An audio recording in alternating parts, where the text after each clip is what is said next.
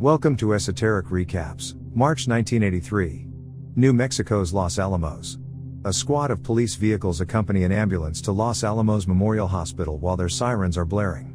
Unidentified 50-year-old man being carried by them has acid burns on his face.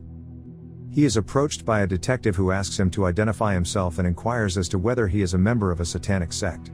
He does not hear back. He is summoned to the front desk by a nurse to answer a call from the lobby's receptionist, who says the man's daughter is calling to ask about him. The nurse rushes back to the man's room after noticing a sudden change in his respirators beeping and yells. The only thing that was left behind after the man jumped to his death from his 10th floor window was a note that reads, "I am sorry, Abby. It was 2 weeks ago." Before his mother invites him in for supper, 12-year-old Owen is sitting by himself in his apartment building's snow-covered courtyard and singing to himself. Since Owen's parents are going through a difficult divorce, he frequently has to eat by himself and pass the time by playing by himself in his room. He witnesses a young woman his age and her father moving into the apartment next to his one evening. The following day at school, Kenny, his buddies Mark and Donald, and Owen are once again picked on by three bigger lads. They give wimpy Owen a wedgie, which causes him to urinate on himself, but out of fear he does not fight back. He notices the new girl, Abby, watching him that evening as he practices knife assaults on his tormentors while sitting in the courtyard. She does not treat him well and lets him know immediately on that they cannot become friends. Her father soon follows and enters the courtyard. The viewers learn that he is not Abby's father. Instead, he is her Renfield, and Abby is a vampire. Sadly, father is having difficulty getting blood for her. He searches a nearby all-night supermarket for his first victim after moving into the new flat, breaking into a local woman's car. He knocks her unconscious at a railroad crossing, drags her into the woods, ties her up by her ankles, slashes her throat wide open, and draws blood from her. He trips in the snow afterwards and spills the blood on the ground. As a result, Abby is getting irritated and hungry. The following evening, Abby and Owen cross paths once more in the courtyard. He notices that Abby is not wearing shoes once more. She also has a terrible scent and her stomach is growling loudly. Nevertheless, Owen gives her his Rubik's Cube and demonstrates how to use it to her. Abby goes hunting after Owen has gone inside. She is hiding out behind a bridge. She pretends to collapse and begs a passing man for assistance. She is picked up by the man, who plans to carry her home. Abby suddenly grabs hold of him and begins to bite his neck. When Abby informs father what she did, he is furious, but he promptly cleans it up by throwing the victim's body into a small lake. The following morning, when Owen is leaving for school, he discovers his solved Rubik's Cube on the courtyard. Abby is waiting for him in the courtyard that evening. She is friendlier this time and spends time explaining to Owen how she approached the puzzle. She also smells better, but it is strange that when Owen asks, she cannot recall her birthday. Owen offers Abby the Rubik's Cube because she does not celebrate birthdays and does not receive gifts because she does not know her birth date.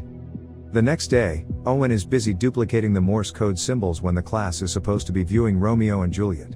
Later, Kenny, Mark, and Donald approach him in the restroom. Kenny queries what he was engaged in class. Kenny slaps Owen with a metal antenna, causing a gash to appear on his left face, when he refuses to show him.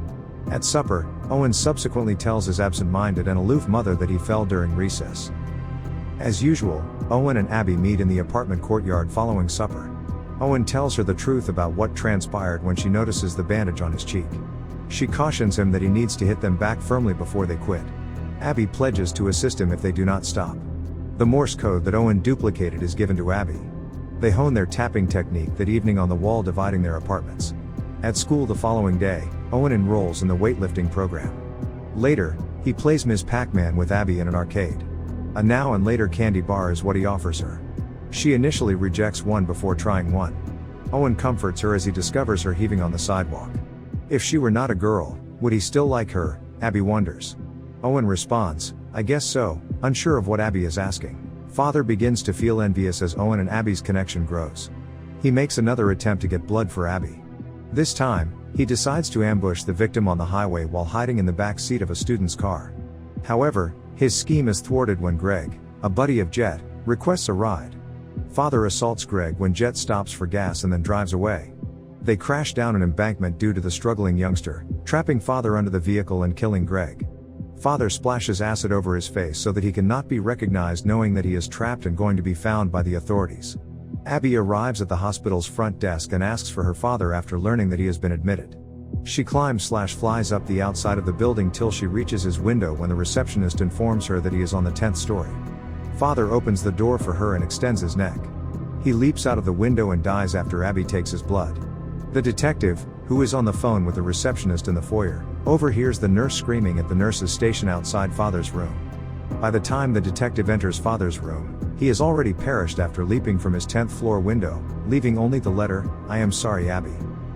Returning to the apartment complex, Abby knocks on Owen's bedroom window to request entry. Even though Owen is dozing off, he commands her to enter. After taking off her bleeding clothes, Abby climbs into his bed. When Owen asks her whether she would like to date him long term, Abby responds, "I am not a girl." They decide to commit to one another because Owen does not appear to mind. "I must be gone and live or stay and die," she writes in a note to Owen as she leaves her own flat the following morning. On a school outing to a nearby pond for some ice skating, Kenny, Mark, and Donald confront Owen once more and threaten to shove him into an ice crevasse if he does not stop. This time, though, Owen defends himself and swings a large stick at Kenny's head, cutting his ear open. Other students have also seen a body stuck in the ice around this time. The body is cut free and the police are called. Later that day, when school is out, Owen takes Abby to a hidden area in the apartment complex's basement. When Abby inquires as to their purpose, Owen produces a knife, cuts his finger, and offers to combine bloods with her. Abby can no longer take it as she watches Owen's blood drip to the ground. She collapses on the ground and starts slurping up Owen's blood. Finally, she takes on the characteristics of a true vampire, including sharp teeth, warts on her face, and white cataracts for eyes. When Owen does not leave after being hissed at, Abby leaves on her own. He approaches Abby at her apartment that evening after realizing she is a vampire. She just responds, "I need blood to live," when he asks whether she is a vampire. She gets questioned about her actual age. Like before, she acknowledges her age but claims to have been that age for a very long time. She responds that her father was not truly her father when he inquires about his whereabouts. An old photo of Abby and father that was taken when father was around 12 years old is discovered by Owen. Abby seems just as she does right now. Owen leaves because he is worried about what she might do to him. Later, Abby knocks on the door just as he is ready to begin eating the pot pie his mother left for him. Owen refuses to grant her request to enter. What would happen if she were not invited, he queries. Abby enters obliviously and in silence. Her skin quickly starts to bleed. She is promptly welcomed inside by Owen, who also hugs her. Abby changes into one of his mother's old outfits after taking a shower. Even though Owen's flat is 2 stories up, Abby quickly scampers across the window to hers when Owen's mother unexpectedly returns home. The following morning, Owen discovers a message from Abby asking him if he would want to spend the evening with her. Meanwhile, the detective has located Abby at her apartment using Larry's account of Virginia's attacker. She is dozing in the bathtub when he bursts down the door. He pulls the foil covering the windows open since he cannot see in the dark. When Abby is exposed to the sun, her skin immediately starts to crack. The "no" shout from Owen gives Abby enough time to leap on the detective and swallow his blood. The detective asks Owen for assistance as he lies dying, but Owen shuts the toilet door and abandons him. When she finishes eating, Abby tells him that she needs to leave quickly before the rest of the police arrive in search of the detective. That evening, when Owen glances out the window, he observes Abby boarding a cab to depart.